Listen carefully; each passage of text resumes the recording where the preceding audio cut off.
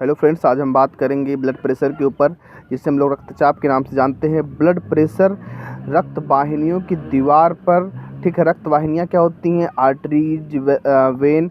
तो arteries, when की दीवार पर ब्लड के द्वारा जो प्रेशर लगाया जाता है, ठीक है, उसे ही हम बोलते हैं ब्लड प्रेशर। ठीक है, ब्लड फ्लो कर रहा होता है तो जो प्रेशर उस पर अप्लाई किया जाता है आर्टरीज में, वेन्स में, तो उसे ही हम बोलते हैं ब्लड प्रेशर। तो रक्त वाहिनियों की दीवार पर रक्त के द्वारा जो ब्लड प्रेशर लगाया जाता है, उसे ही जो प्रेशर लगाया जाता है उसे हम लोग बोलते हैं ब्लड प्रेशर। ठीक है, तो हम लोग जानते हैं कि जो नॉर्मल ब्लड प्रेशर होता है 80/120, 80 जिसे हम लोग नीचे वाला ब्लड प्रेशर बोलते हैं, उसे हम बोलते हैं 80 होता है, और जो ऊपर वाला होता है वो 120 होता है। तो 80 से कम नहीं होना चाहिए और 120 से ऊपर नहीं होना चाहिए।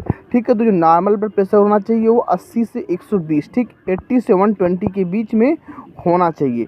ठीक है, तो हमने बताया ब्लड प्रेशर में कि रक्त वाहिनियों की दीवार पर ब्लड के द्वारा जो प्रेशर लगाया जाता है उसे हम लोग बोलते हैं ब्लड प्रेशर। और वो प्रेशर कितना होना चाहिए?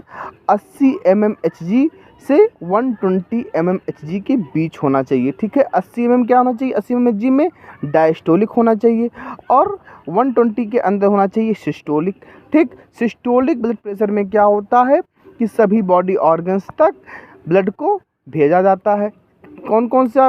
पूरे जो भी बॉडी ऑर्गन होते हैं, किडनी हो गया, लीवर हो गया, ब्रेन हो गया, तो रक्त की सप्लाई की जाती है, ब्लड को भेजा जाता है। और डायस्टोलिक में उन सभी ब्लड को पुनः हार्ट में लिया जाता है। ठीक है, तो हमने बताया जो ऊपर वाला प्रेशर होना चाहिए 120 और नीचे वाला कितना होना चाहिए? 80। ठीक, अब बात आती है कि कभी कभी अगर ब्लड प्रेशर इंक्रीज कर रहा है कुछ कंडीशंस में, जैसे अगर ब्लड प्रेशर 130 और 90 से ऊपर जा रहा है तो वो हाइपरटेंशन की क्राइटेरिया में आएगा। ठीक है, जैसे 140 90 आ रहा है तो प्री हाइपरटेंशन हो सकता है। देन अगर 160 100 जा रहा है तो वो हाइपरटेंशन की क्राइटेरिया में जाएगा। ठीक है, जिसे हम लोग बोलते हैं हाई ब्लड प्रेशर, हाइपरटेंशन। ठीक है, तो अगर ब्लड प्रेशर 160 100 से ऊपर है तो वो हाइपरटेंशन की क्राइटेरिया में जाएगा। ठीक है, और 140 90 से एबव है तो वो प्री हाइपरटेंशन कहलाएगा। ठीक है, और 130 और 90 तक जो है उसको, उसमें हम लोग क्या करते हैं, कुछ डाइट मॉडिफिकेशन करते हैं और जिससे ब्लड प्रेशर को 120 और 80 के बीच रखते हैं। ठीक है, और मेरा एक स्ट्रॉन्ग मैसेज ये है कि जो लोग ये सोचते हैं नहीं एज 35 है, 40 है तो ब्लड प्रेशर मेरा 130 चल जाएगा, 135 चल जाएगा, तो एक गलत धारणा है।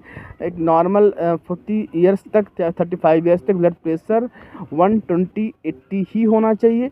ठीक है, अब हाई ब्लड प्रेशर के कारण क्या हो सकते हैं? तो हाइपरटेंशन की अगर हम कारण की बात करें तो उसकी मेनी काजेज होते हैं, जैसे हार्ट डिजीज़ की कंडीशंस में, किडनी डिजीज़ की कंडीशन में।